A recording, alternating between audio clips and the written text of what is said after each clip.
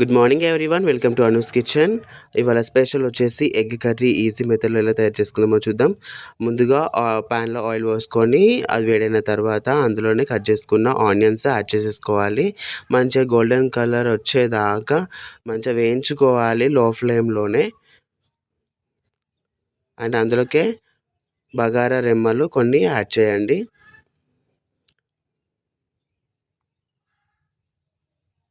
And అందులోకే పసుపు add చేయండి. So guys, sorry, మేము అనువైన కారణాల కొంచెం లేట్ అయిపోయింది కారణం వల్ల. సో ఈ నెక్స్ట్ టైం కంపల్సరీగా మీకు ఎలాంటి డిస్టర్బెన్స్ లేకుండా రెగ్యులర్గా ఉండిపోతుంది. పసుపు యాడ్ చేసేసుకొని మంచిగా మిక్స్ చేసేసుకోవాలి. సో ప్లీజ్ దానికైతే ఐఎమ్ వెరీ సారీ అండి. కొంచెం హెల్త్ ఇష్యూస్ ఉండడం వల్ల మేము తీయలేకపోయాము, వీడియోస్ పోస్ట్ చేయలేకపోయాము.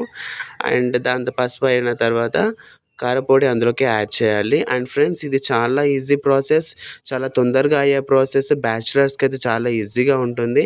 అండ్ అందులోనే ఎగ్ కొట్టిపోయాలి. మేమైతే 3-4 ఎగ్స్ తీసుకున్నామండి. ఈ విధంగా ఒక 5 మినిట్స్ మూత పెట్టుకొని తీసేసుకోవాలి. ఇప్పుడు మంచిగా మిక్స్ చేసేసుకోవాలి.